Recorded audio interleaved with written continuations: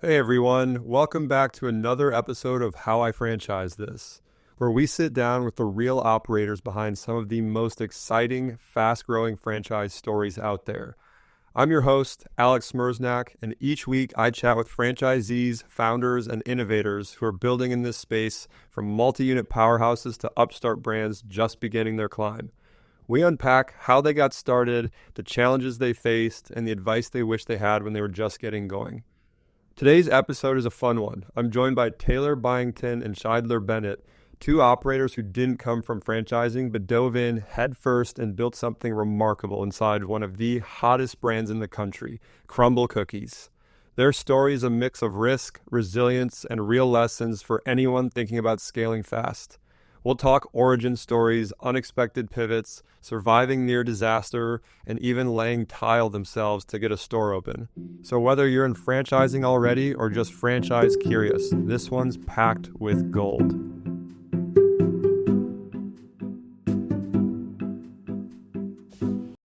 Well, thank you both for coming on the How I Franchise This show.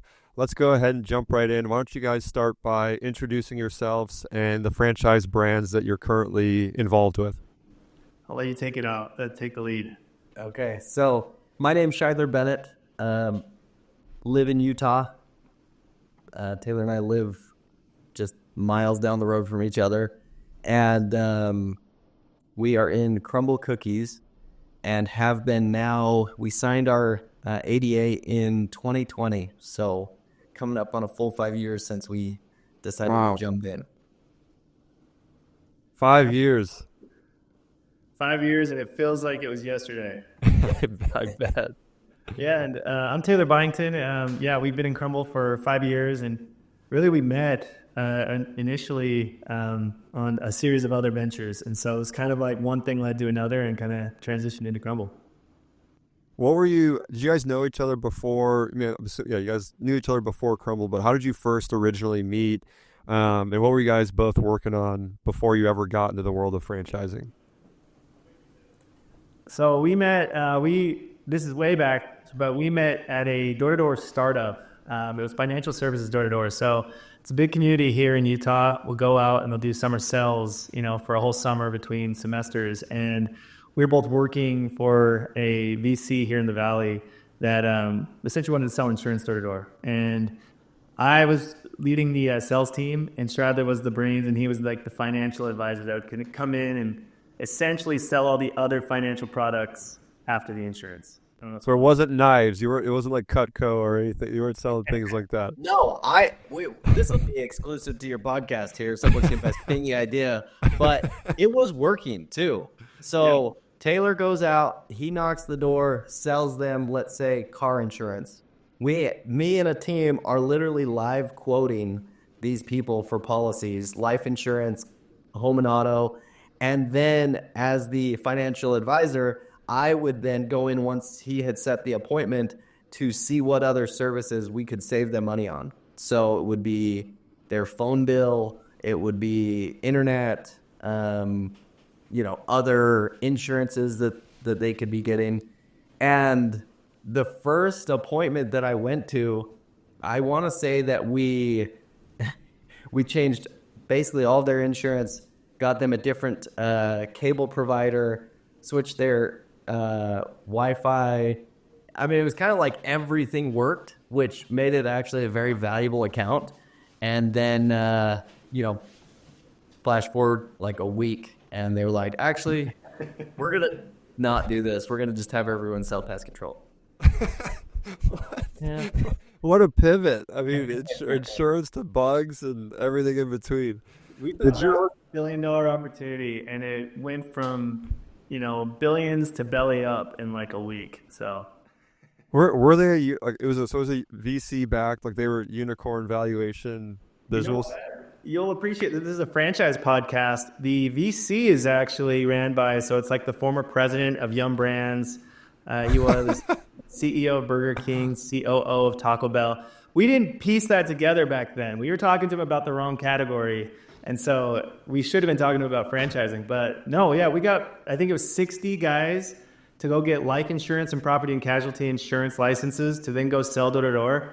And they ended up, I mean, relative to what sales look like for insurance, like we blew it out of the water. But relative to Like from like a close rate percent or Well, just like a normal insurance like agency is going to take 3 to 5 years to get $1 million in premium.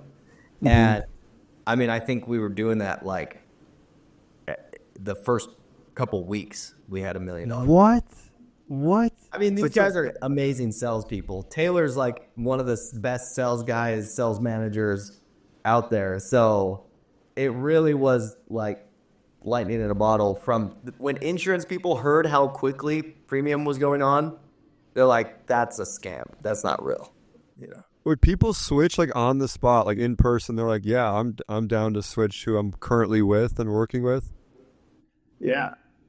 What? I could never imagine doing that. I don't care how like awesome you guys are and nice you are or whatever it is. I'm like, I need to think about this. I need to talk to my wife. I don't know. This is a lot right now. People would switch and sign up on the spot. It's not like we were doing like Taylor's insurance is going to now be like insuring your car. It was, you know, all of the major brands. So, you know, you're selling them a Traveler's insurance policy, and, you know, you can talk about the golf tournament put on by Travelers. And, you know, these are massive companies.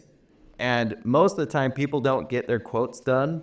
Like, you know, with Cover Panda, we'll talk to people about their business insurance and they almost never go out and get it requoted. So if I can tell you how to save, you know, thousands of dollars, it's not too hard of a sell, you know, as long as you can verify that it's legitimate coverage. So it worked, you know. That's incredible. Shideler, you were saying, you were like, hey, this was working. Like, why did the company stop doing it? If it was like, hey, we're moving quick, it's lightning in a bottle. Why did they pivot, or why did they stop doing it? Taylor has more insight to this. They ended up still crushing it with pest control. So it's kind of like the people more than the product. I think it was more, it's like the velocity of revenue, right? So the long tail of insurance, no question today it would have been worthwhile. But I mean, that same office went and did, I mean, I think that office alone did like 20 million in, you know, pest control sales in like 4 months. Oh my God. This is crazy. I've never talked to you guys about this. This is fascinating.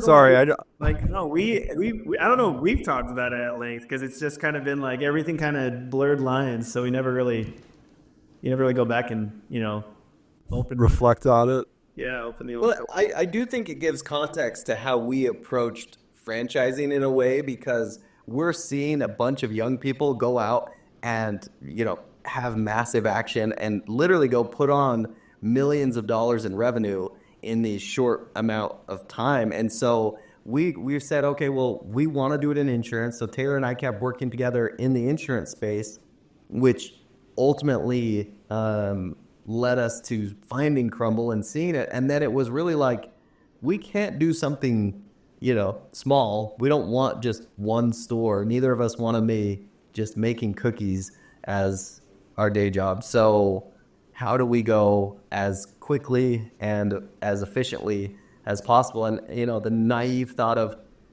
how hard can it be, you know?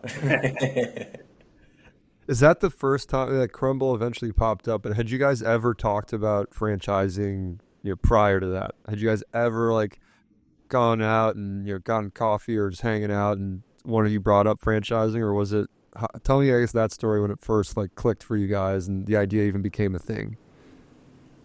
I can give my side of it. I'm curious. Yeah, I'd love to hear your side of it. So first off, the dynamics between Taylor and Shideler, it's like Shideler's the gas, I'm the brakes, and it's gone back and forth. But back when we got into this initially, it's a hilarious story. So we reconnected after the startup, and we're like, hey, dude, I loved working with you. I don't want to do just any, you know, 9-to-5 job. What if we try to cold call, find an agency to buy? Let's just start cold calling around the valley to try to convince an agency to sell. And so we were both going to school here in Utah County, and we called one. It's like literally down the road from BYU.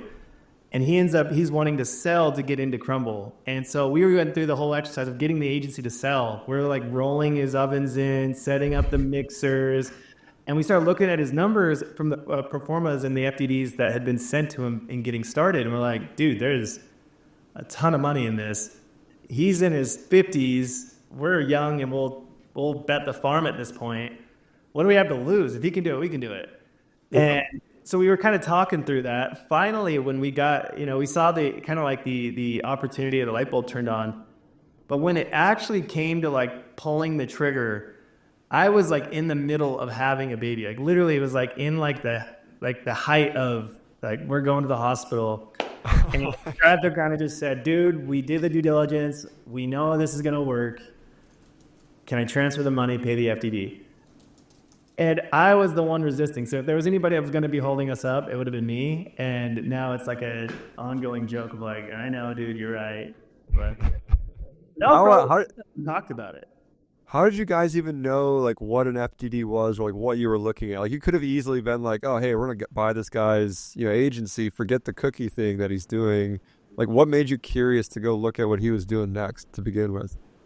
It was purely numbers. I mean, the agency had been stagnant for years and years, and he saw us as these young guys that could reinvigorate it. So we actually did too good of a job selling on what we would do if we were to buy it. And then he essentially was like, no, I just come be partners with me.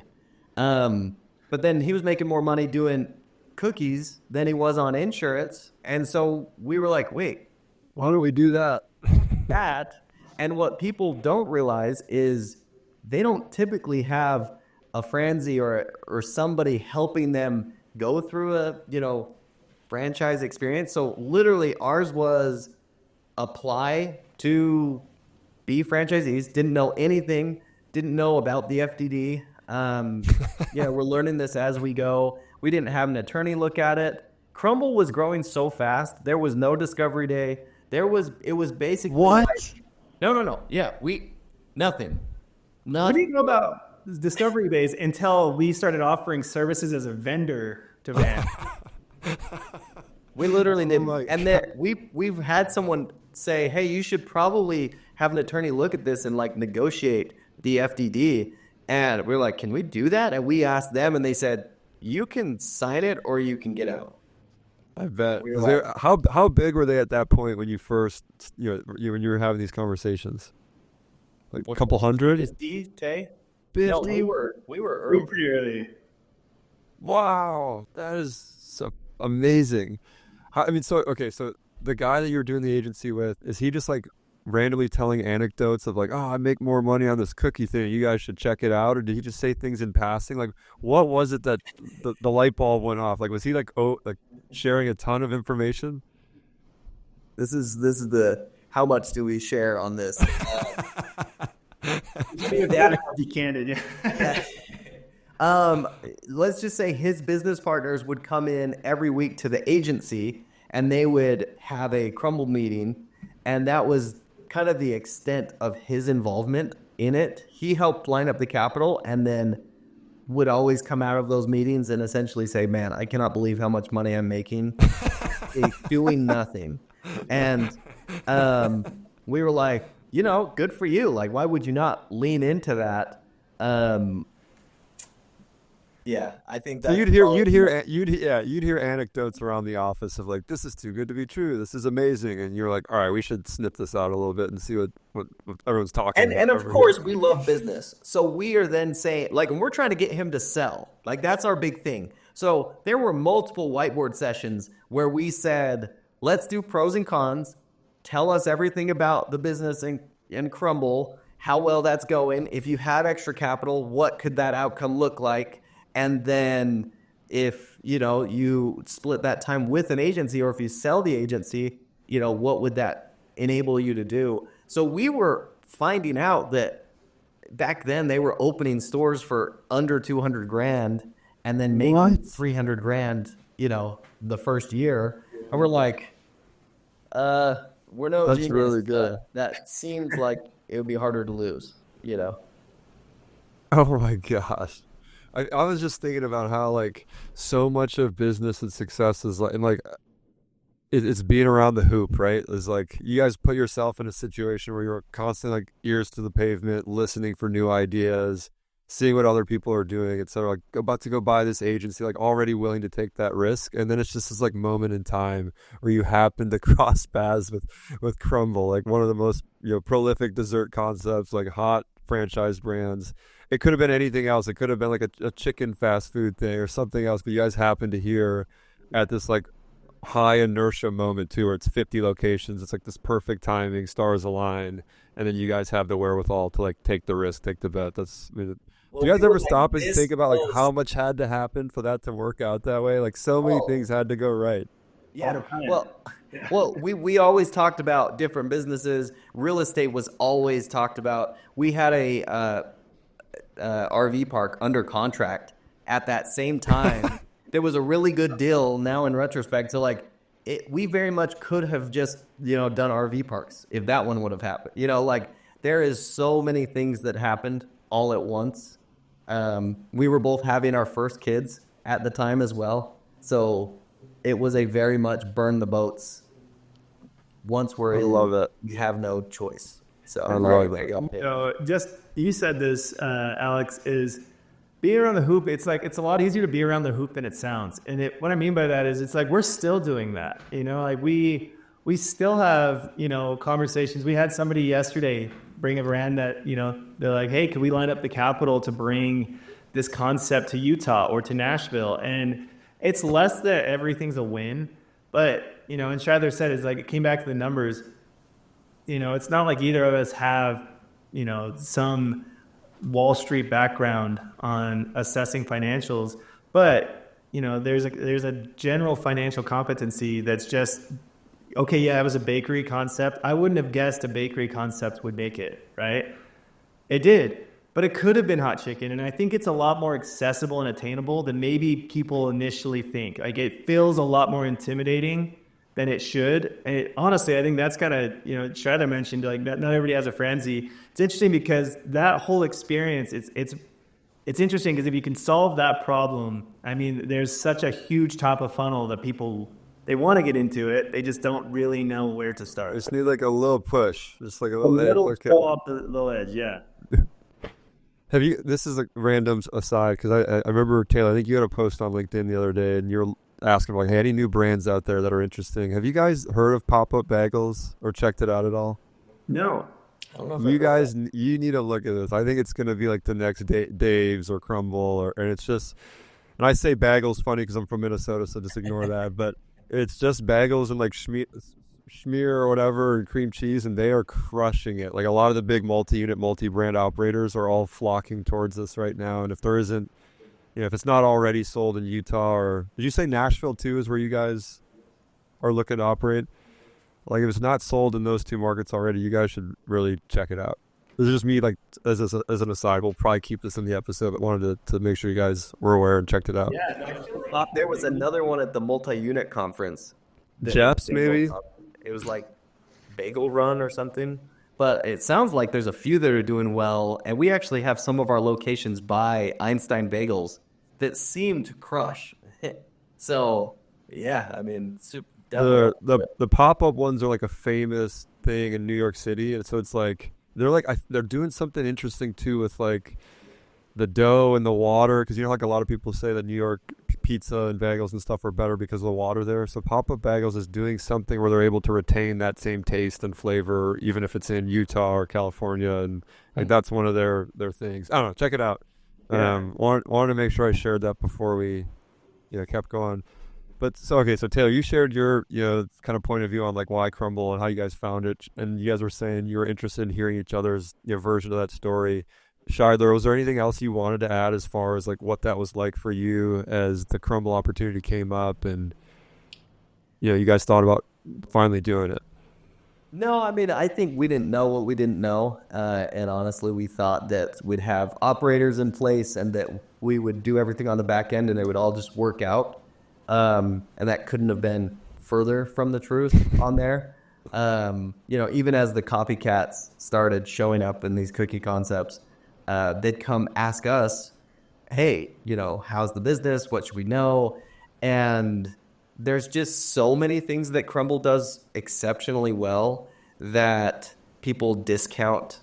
I mean, I would put the that what Crumbl does in every aspect up against basically any brand at this point, and it would be world class. And so when they try to just pawn it off as like, oh, it's just the cookie menu or it's just the marketing, you know, it's like, no, they're doing a bunch of things exceptionally well that it just felt different. I don't know if there's a real way that we were smart enough to understand that, but you could just tell there was something special about it. And, you know, it sounds cliche, but that's just how it was. I know exactly what you're talking about. Like, it's kind of like sometimes you meet people as well where you're like, they just get it, or he or she just gets it. And like, it's hard to define what it is, but it's just the energy is different, the way they communicate, how articulate they might be, this like charisma they have. And I think that a brand can embody that too with everything you just said. Like, everything's 10 out of 10. They're super thoughtful. They've got this figured out. It's just different. Was there anything, so there was all these like reasons to do it. Was there anything at all that gave either one of you pause? Was there ever a moment where it was just like, this is too scary, or, you know, this feels too fast, or? There's a list. Yeah. I mean, it was COVID, right? So it was like, Oh, that's a good one. That's a big one. yeah. And I think that it was also like, we opened a story there is we opened 7 stores across 3 states in 12 months, none of which to right? And so, yeah, the whole time it was like we're betting on ourselves. It's this silver lining of, are we being stupid, or are we chasing this opportunity where if we can break through, it's like you have that unfair advantage of just the snowball effect, right? But it was a lot harder to get through the challenge, to get to a snowball, way harder than I ever thought it would be. I don't know if you have anything to add to that, Shide. No, I mean, I would say the good thing is every store that we would hear opening in different markets, it was kind of everything was just getting better. The revenue was increasing, the notoriety was increasing. So, you know, we see a lot of brands now that there will be some brands that do okay, and then pretty early on there'll be some stores that don't perform well, and now it's kind of, you actually have to wonder what's making it special. Crumbl didn't have much of that. It had the normal market reactions to COVID, but outside of that, it was kind of every new state that would open, the first one in the state would do exceptionally well, and it was month by month, new people breaking the all-time sales records, and it was just really up and to the right, and to the place where we had started with what we thought were very, conservative estimates. And then those just kept getting pushed up, to the point where I almost feel like Crumbl franchisees were just too spoiled. And so then it was like, no, if my stores don't, pay itself off in the first year entirely, I'm disappointed. Which Oh is my gosh. mind-boggling, right? I mean, it was not uncommon for these stores to pay themselves off, well within the first year. And when that's happening, it's this weird expectation to now looking at it saying, oh, it's going to take 2 or 3 years to fully pay itself off. In franchising, that's still an incredible return. So, yeah, I mean, a lot of just warped, I guess, expectations through the whole thing, but mostly good, I would say.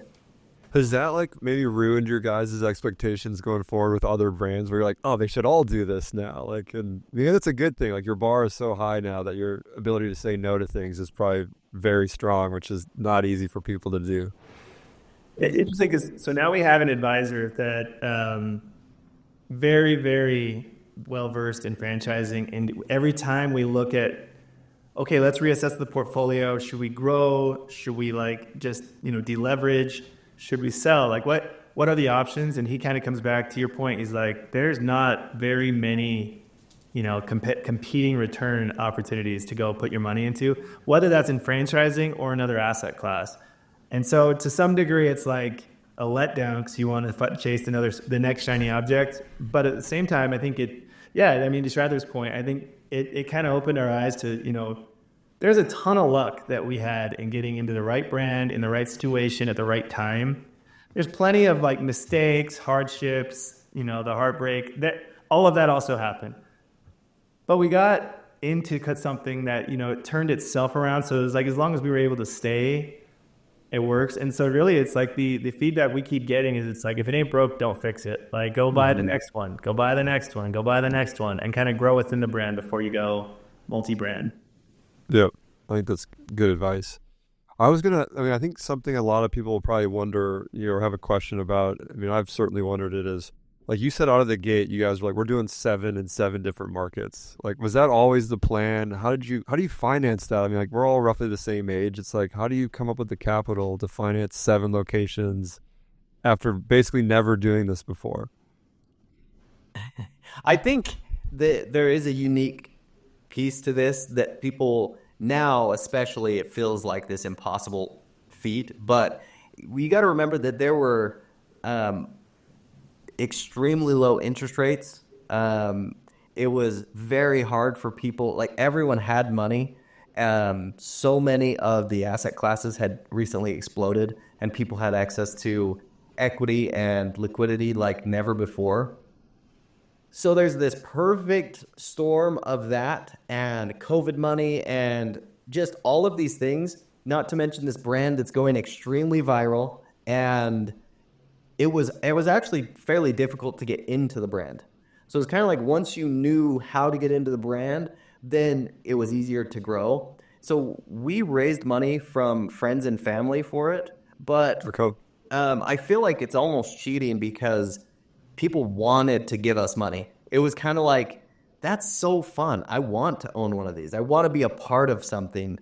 And so, we had raised money for different projects in the past. We had talked to people about buying insurance agencies, and those are good, can be good returns. But it was this like magic of, I'm going to be a part of Crumbl, that just helped people say yes so much more easily. I don't know if you have anything to add to that, Tape. No, I think it's just that. It's ironically, the gatekeeping at the brand level, it was almost like we had the golden ticket, right? And so then everybody else is seeing this thing grow. And yeah, whenever we get asked how you financed it, it's like, well, you'll never have this cataclysmic event happen again, where there's just a ton of liquidity hitting the markets and people are looking for places to put it. So again, it kind of comes to this, I wish we could take full credit for everything, but it was a culmination of variables. It's funny because when on the franchising side, it looks like we hit we did it all right. But to Shideler's point, we dropped the ball on like 4 or 5 other ventures to do franchising that now in hindsight, we're like, dude, we are such idiots. Like, if we would have just bought the freaking RV park, why didn't we do that? So it is this, like, you fail 20 times and you make one right decision, Is the RV park just crushing it right now? Is that why you're...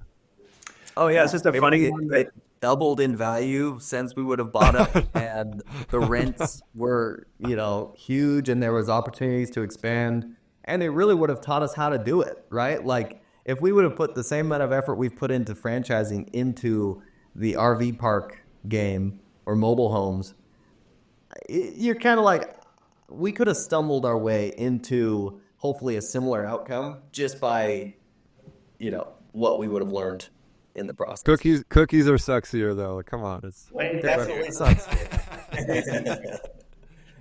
So one other question on the finance. You guys don't have to. Obviously, with respect, you guys don't want to share details. But for anyone out here like listening about, okay, I'm gonna go raise money from friends and family and do this like private round or private lending. Like, how would you recommend structuring something like that? Was it like, hey, we'll pay dividends up to a certain point, we'll give you equity up to a certain point? Like, what is your advice on how to structure a deal like that for someone doing it for the first time and not really knowing where to start? I'll be as open as, I don't know, Shide, if there's anything you don't want to say, but... Oh, go for it. We made every mistake under the sun. We were way too generous at the front end. We gave a blend of it was equity and debt. And way too much equity. So really where we handcuffed ourselves early, and this is the part of the story that people don't get, I don't know if I've never told anybody this side, is we ended up getting cash strapped because we were giving it back so much in the form of debt that then it was like, it would be this like weird conversation around, okay, here's the debt payments, but then equity would be, there'd be some allotment for distributions on top of that. And so they'd be like, well, this distribution is not quite as high, and it's because we were accelerating a debt payment. And so I would say the lesson that we learned there is, number one, I think we're both kind of in the same, we run by the same code on this. Super fun to be generous, and I don't regret, we wouldn't have gotten to have the opportunity if we weren't generous. So that's one variable is I'm still happy with what we did. It was a wake-up call when we realized, right, oh, the rest of the world doesn't structure, equity and debt to be almost like 1 and 1. And so it's kind of picking, if you're going to do if you're going to raise debt, you really need to have the confidence that you can manage the debt, because they're going to treat you like a bank, or you should treat it like a bank. Yeah. And if it's equity, I think that what we could have done a better job on the front end is just establishing, real expectations. We kind of set the bar so high that we established it for all equity partners at the top tier of that benchmark, right? And so anything below it was not like anybody's acted like they were unsatisfied, but we oversold what the opportunity could be. I don't know if you have anything to add to that. Well, I think the other part is going back to the timing of it. When we were getting this money, a lot of the notes that we signed with these investors were at 6%. So now that's just as cheap of money as you're never going to get commercial money right now with that. So it was good. There were expectations that because we're taking their money, we would try to get it back quicker than the term we established. But at the same time, that meant if things were lean, we wouldn't make payments, right? So different than a bank where we did have flexibility that way. And that actually saved us in a lot of ways. If we would have had all bank debt, it would have gotten really scary. And, now we know there's a lot more that you can, work through with a bank. But we did. I mean, we utilized SBA loans and had the investors put up the down payments. We have most all of our debt in conventional, long-term, very prudent vehicles. And we're also still paying down debt as aggressively as we can, more or less, because we went through a time where we were worried about the outcome, and it would now hurt a lot more to lose where we're at than to, stretch ourselves and grow too fast. So it's just like we've got 3 kids each. We're trying to keep them in the home and not lose it at this point. So yeah, I guess that's my thoughts. If you guys, knowing what you know now, still went back into this cash strap early days position, but you now know you've had these learnings under your belt. What is the ideal structure? How would you structure it now if you had to start over again and maybe didn't have access to SBA loans, or other, options? Interesting. I mean, I can speak to this. We Taylor and I have talked through these things over and over again. I don't think there's one perfect thing, and you've got to really spend the time to find what investors want. Is it cash flow that they care about? Are they okay being equity and having a payout longer term? But the more you can avoid, like Taylor said, doing both, in our experience, is better. So even if it was something like you're going to give them a stepped up equity stake to get it open and to fund it. So even if it's 70-30, to use actual percentages, once their principal is returned, flip that to be a 70-30, and then almost always try to have something in that agreement where at a certain time and for a set multiple, you would be able to buy them out. To me, especially on your first franchise, I would suggest that structure to anyone, because one franchise is not going to make you rich, but it could break you. And if you did someone that has risk and equity, man, it just can make your life so much easier. And then if it is successful, great. You'll be glad to buy them out and grow yourself or continue to grow. But now you still have the lion's share of the opportunity, which makes it worth it for you. So I guess that would be my recommendation. I like that. That's the structure that we, in our most recent deal, that more or less is the structure on the purchase. And the spin that you asked for, just framing it back, I 100% agree with what Shide said. I think that structure also incentivizes you to be an operator, right? you have to be in the driver's seat long enough to see, like, can I scale this? And I would say that's a step that we skipped that actually became a crutch for us because we had never actually experienced being the store manager, right? Because it was all remote. And so there would always be these hiccups where, you weren't really able to speak at depth with the manager or turn it around to the investors to give actionable insights.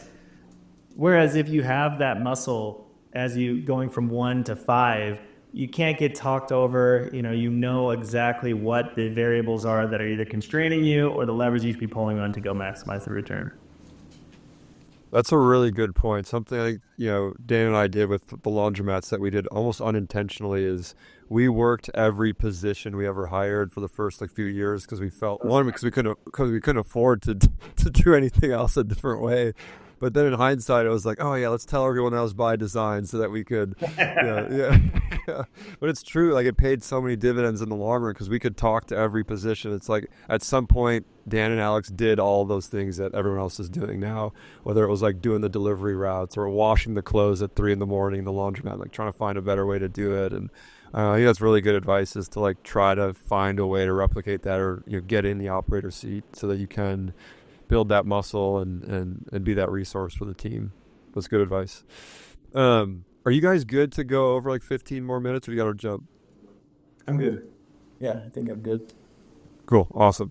So one thing I wanted to get into, you guys said there was a number of big failures, missteps, especially while you were scaling. Is there any one that jumps out? And I'd be curious to get both of your answers to see if they're the same or different. But what's the shining, it's not shining, but the most shining negative moment, or hurdle that you guys faced?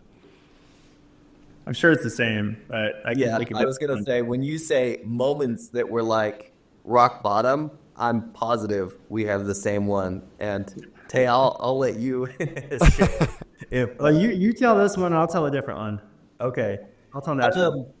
So we had gotten, did we have, I can't remember how many stores. I want to say it was all 9 stores open. And we were going into the winter months, which historically it's always slower in the winter, but it dropped off consecutive months very quickly.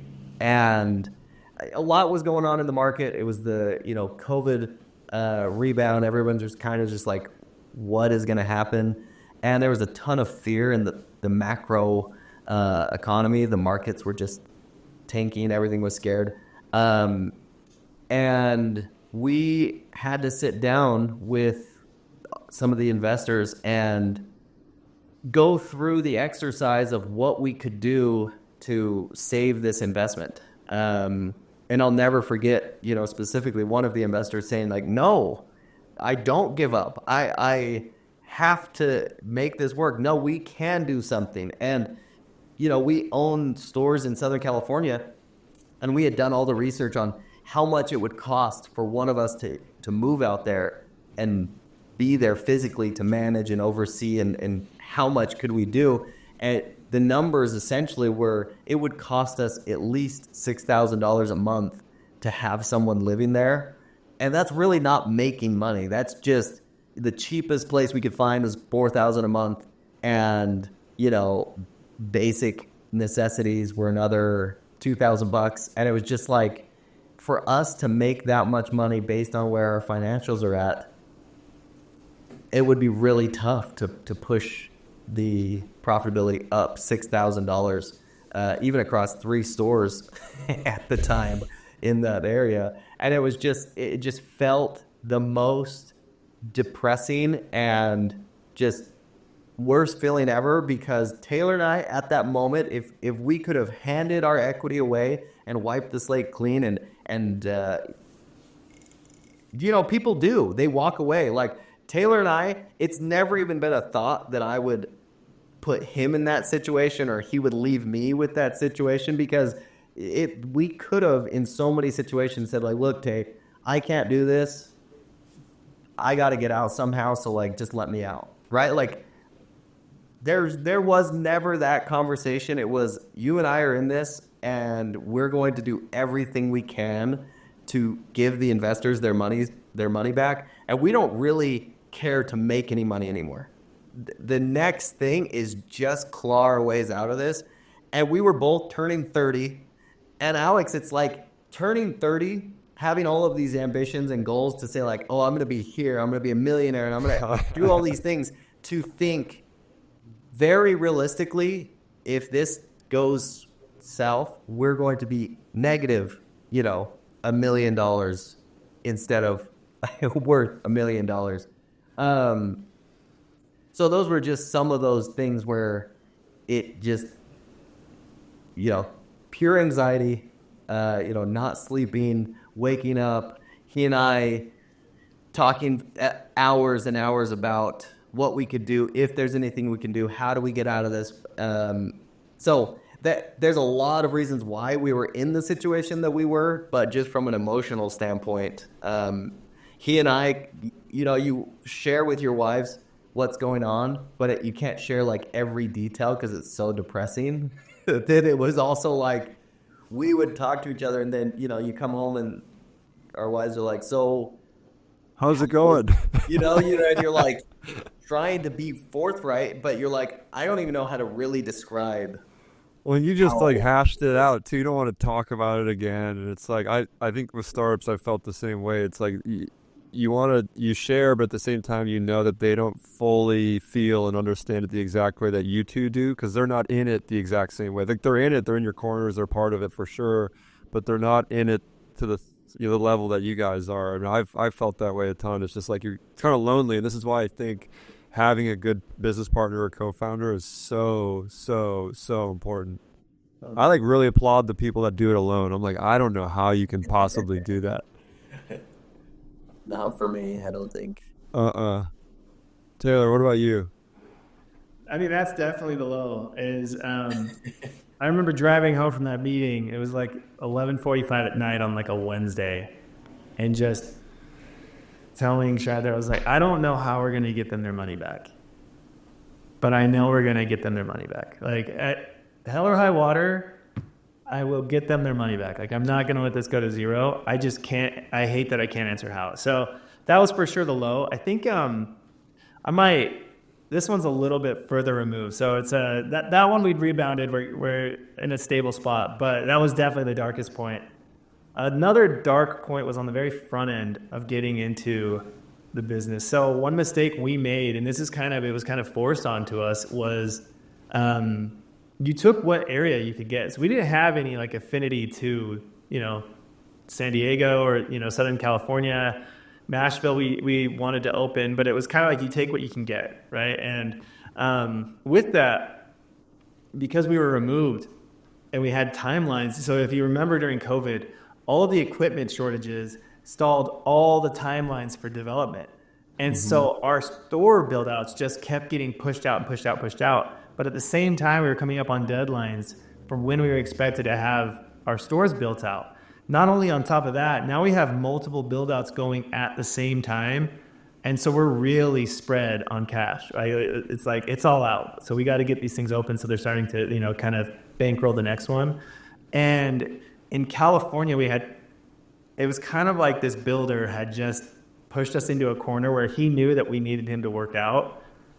And because we had kind of shown our cards too much, I had a first call with him where I kind of called him on it. I was like, dude, you keep asking me for money. I can't see the work you're doing. And he just like lost it on me and was just like, cussing me out, threatening to walk off the job. I feel sick inside because I'm like, I'm going to have to call Shideler and the rest of the team and tell him like Taylor pissed this guy off and he's walking off the job. And it's like only a couple weeks later, like I pretty much come back on my knees and I'm like, please let me back. He takes the job back, but there's still no progress. And Shideler had the kind of like the gut instinct. You're like, dude, something's off.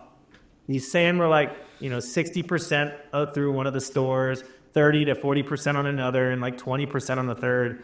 I'm just going to drive out there. So on a whim, on an afternoon, he drives out. And that glossing over that, the only reason we started all 3 projects is because none of the permits were going through. Yes. So just we're spending money on every one of them all at the same time, just to give that little bit more context. Oh no. And getting direction, like our counsel was the builder, right? So he's telling us kind of to get the head start, like let's fast track this and we'll backfill. Like once we get done with demo, we didn't realize demo took a day. So we're like, oh yeah, after we finish demo, then we'll start the permit. Like the permits will be back, right? And that's not even close to what happened. But Shideler gets out there and it's like, not only is it not 70% of the way done, it's like 30% of the way done. On top of that, none of our materials are on the site. So it's like he has all of our materials, he's lied to us, and pretty much taken all of our money to the point where we ended up in the hole $400,000.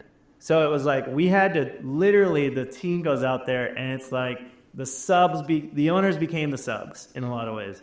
Living on our operator's couch and just what we thought would be like, oh, this is a shoe-in. Our pro formas, our projections are just going to be like up and to the right. These things are going to pay themselves off in a year.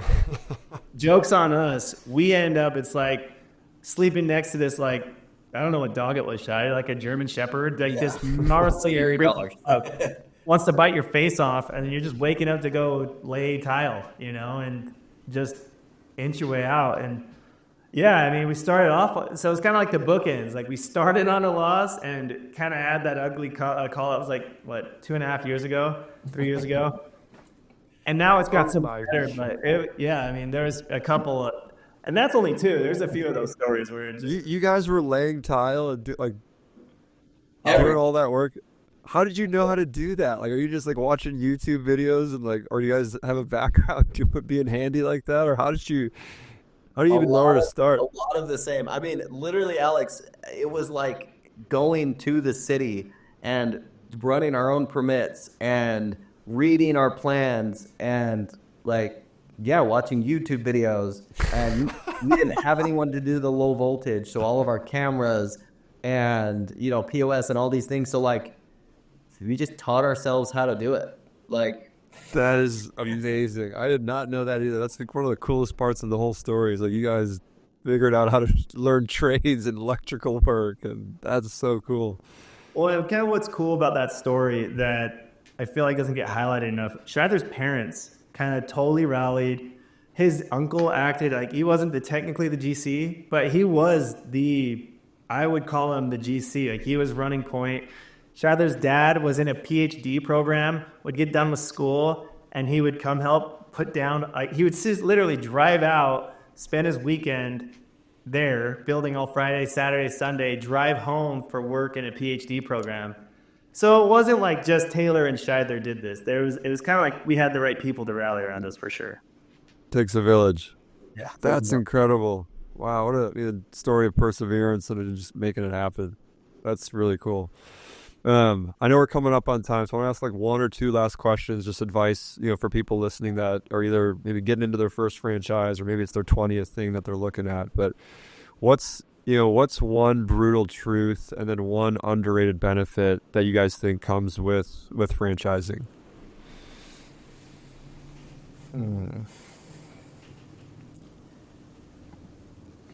I would say now we've been in it long enough to not only see people get washed out, but have seen more of the theme of those that actually have long-term success. It's like investing or any other business. So much of this is being able to just survive long enough to see the success. You've got a de-risk thing, but we know amazing operators that have ended up in brands that didn't work out. And they don't just give up on franchising or go back to a job. It's like, oh, okay. They took what they needed to learn and then applied it to the next thing and were able to go bigger. I can think of a few people specifically that went directly from a failed franchise into their next opportunity that ended up being a massive ADA, raised money, and are crushing it just because they didn't let it get them down. They lost money, but it was kind of like, and we hit this when we were at our low. It's all the same. If you're down $1 million or $100,000, you're still going to be doing what you would do if things were going well, because you're saying, I'm trying to take what I'm learning and build bigger and have the platform that can help me long term. So that would be my advice to anyone, is de-risk, especially the first few that you're going to do, so that you can last long term. And then when it starts working, go quick. Mm-hmm. Yeah, it's like the whole staying around the hoop again, too. I think it's just like survive, be around it, be around the opportunity, don't give up. I would tell our team at 2U, it's like, I know it's like a gross bug, but it's like be a cockroach. It's like those things survive everything. Like no matter what happens to them, they're sticking around, and like you just got to grind it out. I think that's really, really good advice. Taylor, what about you? Yeah, there's a quote that I saw yesterday that I loved it, and it says if you want to be a billionaire, you have to innovate, but if you want to be a millionaire, sometimes you simply need to copy and paste. And it resonated so much for me, because in our experience, I would say one of our weaknesses is it's like, how can we iterate on this? How can we innovate? And it was this like wake up call where like the reason why we got to where we got was because we went to the best operators in the system. We literally flew out. We stayed a weekend with a guy named John Gauthier. He's a guy you should definitely have on the podcast. And we learned the ropes from him. He's a multi-unit, multi-brand operator. He's like one of the go-to guys. And he showed us how to win, you know? And that, to me, I can't think, if there was like a dollar, if I was to look at what the return on my time and investment has been, like what the highest ROI has been, it would probably be that trip, because it's just paid us 100-fold in that relationship. He's opened so many doors for us. And I think that's just the lesson, is like, if somebody's getting in, don't go at it alone. Go talk to the best people, because they'll usually give you their time if you'll take their feedback and implement it. And you're probably not smarter than they are. I like that a lot. I'll tell younger, like college entrepreneurs, like you'd be surprised if you reach out thoughtfully to someone for advice, and like you clearly have done your homework and you're willing to be coachable and learn. People that are highly successful, very busy, will carve out their time for free to help you, because at some point someone did the same for them. I love that advice. I'd love for the introduction to. I'd love to have him come on and tell his story as well. Last question for you guys. If you had to sum up your entire franchise journey in one word, what would that one word be? And take a second, because I know that I sometimes I hate questions like this, because it's like, it's one word. That's like so many things have happened. I mean, I would say perseverance has to be up there. I mean, that's with probably, again, anything, but that's the first word that comes to mind, of just, there's really no way around a lot of the stuff that we went through.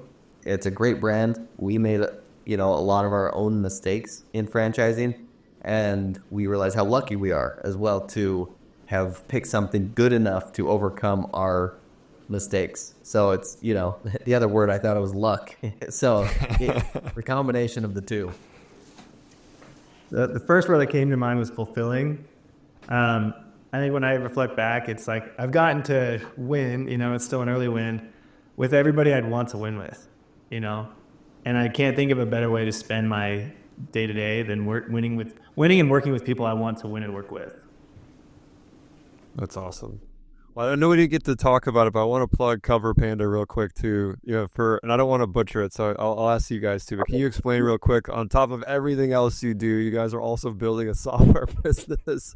Crazy, you guys are crazy. But what's the elevator pitch on Cover Panda, just so those listening know about it and can check it out? Yeah, I mean, the elevator pitch is, we're building an all-in-one. It's the franchise in a box for franchise operators. And really, we were scratching our own itch. We opened 7 stores in 12 months across 3 states. So we needed systems and resources to be able to scale kind of in a uniform way. So we brought that into a single workspace for franchise operators. Awesome. Well, anyone listening that's a franchisee, if you're a franchisor that wants to, give an awesome tool to your franchisees or recommend an awesome tool, check out Cover Panda and what these guys have built. They're operators themselves. They've built it out of necessity. I think it's an awesome tool, and love what you guys are building. And with that, again, just want to thank you again for taking the time, for going over I'm going to join the nickname club with you guys. So Tay and Shide, awesome having you guys on. And I could have talked for another hour with you. I think there's so many more stories that you have to share, but thanks for giving us the hour you did, and really enjoyed learning more about both of you and the journey you've been on. Yeah, thanks for having us on. I love it. Thanks so much. Cool. Thanks, guys.